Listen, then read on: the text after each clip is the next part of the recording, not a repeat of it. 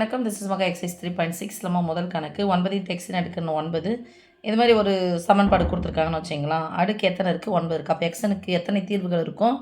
எத்தனை தீர்வுகள் அல்லது எத்தனை காரணிகள் அல்லது எத்தனை மூலங்கள்? 3 வார்த்தையும் ஒன்று தான் சாமி இருக்குன்னா 9 இருக்கணும். ஸோ 9 இருக்குன்னா எத்தனை உறுப்புகள் இருக்கணும்? 10 உறுப்புகள் இருக்கணும். அது இருக்குதான்னு ஃபஸ்ட்டு பார்க்கலாம். பார்த்துட்டு அதுக்கப்புறம் மிகை மற்றும் குறையின் மூலங்கள் எண்ணிக்கை தான் கேட்டிருக்காங்க. என்னென்னு சொல்லிட்டு கேட்கல. தீர்வுகள்னு கேட்டால் முன்னாடி கணக்கில் எல்லாமே தீர்வுகள் கேட்பாங்க, இல்லை தீர்க்கன்னு சொல்லிட்டு கொடுப்பாங்க. இப்போது அவங்க கொடுத்துருக்கிறது எண்ணிக்கை மட்டும் கேட்குறாங்க. என்னென்ன மூலங்கள்? மிகை மற்றும் குறையின் மூலம். எத்தனை ப்ளஸ் நம்பர் வருது, எத்தனை மைனஸ் நம்பர் வருது, அவ்வளோதான். கவுண்டிங் மாதிரி தான் கேட்டிருக்காங்க. அதுக்கு ஒரு விஷயம் சாமி, கொடுக்கப்பட்டதை திட்ட வடிவிலுக்கான்னு ஃபஸ்ட்டு பார்த்துலாம்.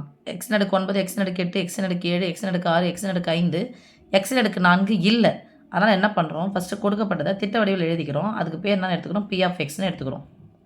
இதுக்கு கொடுக்கப்பட்ட அந்த சமன்பாட்டுக்கு பேர் பி ஆஃப் எக்ஸ்னு எடுத்துகிட்டு 9 × எக்ஸின் அடுக்கு 9 மைனஸ் 4 × எக்ஸின் அடுக்கு 8 ப்ளஸ் 4 × எக்ஸின் அடுக்கு 7 மைனஸ் 3 × எக்ஸின் அடுக்கு 6 ப்ளஸ் 2 × எக்ஸின் அடுக்கு 5. எக்ஸின் அடுக்கு 4 இல்லைன்னா போனோம் 0 × எக்ஸின் அடுக்கு 4 ப்ளஸ் எக்ஸின் அடுக்கு 3 ப்ளஸ் 7 × எக்ஸின் அடுக்கு 2 ப்ளஸ் 7 × எக்ஸின் அடுக்கு 1 ப்ளஸ் 2.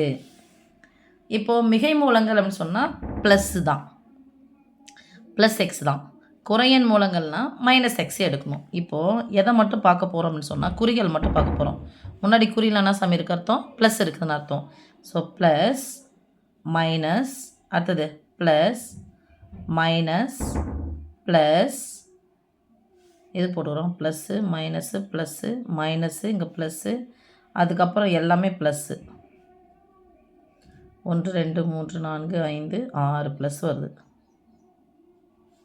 2 4 6 ப்ளஸ் வருது. இப்போ பாருங்கம்மா, குறி எங்கெங்கே மாறி இருக்குன்னு பாருங்கள். ப்ளஸ் இந்த மைனஸ் 1 டைம், 2வது டைம் மாறி இருக்குது, 3வது டைம் மாறி இருக்குது, 4வது டைம் மாறி இருக்குது. அதுக்கப்புறம் எந்த சேஞ்சஸும் இல்லை.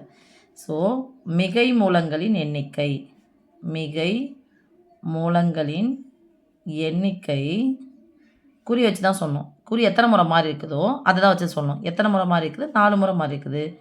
எண்ணிக்கை எத்தனை? 4. இப்போ பி ஆஃப் மைனஸ் எக்ஸ் போகிறோம். எக்ஸுக்கு பதிலாக என்ன பண்ணணும்? Minus X. அப்போ ப்ளஸ் இன்ட்டு 9 இன்ட்டு எக்ஸுக்கு பதிலாக மைனஸ் எக்ஸ், மைனஸ் எக்ஸின் அடுக்கு 9 மைனஸ் எக்ஸின் அடுக்கு 8 மைனஸ் எக்ஸின் அடுக்கு 7 மைனஸ் எக்ஸின் அடுக்கு 6. நம்பர்லாம் எது சொல்ல செல்லும், நீங்களே இது பண்ணிக்கோங்க.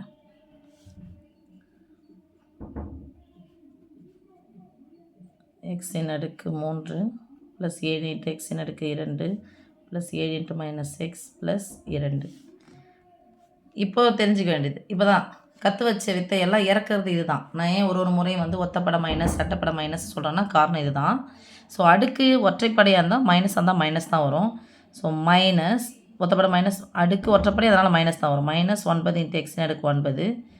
இது அடுக்கு ரெட்டப்படை, இங்கே பார்த்துறாதீங்க, ஃபஸ்ட்டு அடுக்கு தான் பார்க்கணும். அடுக்கு ரெட்டப்படை ப்ளஸ் தான் வரும். ஸோ மைனஸ் எக்ஸின் அடுக்கு ப்ளஸ் 8. குறி மாறாது, இது குறி மாறும். மைனஸ் 4 × எக்ஸின் அடுக்கு 7, இது ரெட்டப்படை, குறி மாறாது. மைனஸ் 3 × எக்ஸின் அடுக்கு 6, இது ஒற்றைப்படை, குறி மாறும். மைனஸ் 2 × எக்ஸின் அடுக்கு 5, இது இரட்டைப்படை, குறி மாறாது. அப்படியே மாறினாலும் இது 0 தான், 0 கிடைத்து வரும்போது அதுதான் வரைக்கும். ப்ளஸ் 0 × எக்ஸின் அடுக்கு 4, ஒற்றைப்படை, குறி மாறும். மைனஸ் எக்ஸின் அடுக்கு 3, இரட்டைப்படை, குறி மாறாது. ப்ளஸ் 7 × எக்ஸின் அடுக்கு 2, ஒற்றைப்படை, குறி மாறும். ப்ளஸ் 2. அப்போ குறியை மட்டும் ஃபஸ்ட்டு பாருங்க சாமி.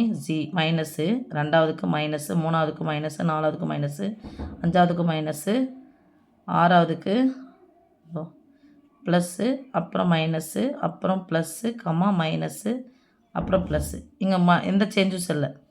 இங்கேருந்து இங்கே எந்த சேஞ்சஸ் இல்லை. அதுக்கப்புறம் இங்கே போகும்போது ஒரு முறை மாறி இருக்குது, 2வது முறை மாறி இருக்குது, 3வது முறை மாறி இருக்குது, 4வது முறை மாறி இருக்குது, 5வது முறை. ஸோ குறையன் மூலங்களின் எண்ணிக்கை, குறையன் மூலங்களின் எண்ணிக்கை எத்தனை குறையன் மூலம் கிடைக்கும்? 5 கிடைக்கும். இங்கே பாருங்கள் சாமி, மிகையன் மூலம் 4, குறையன் மூலம் 5.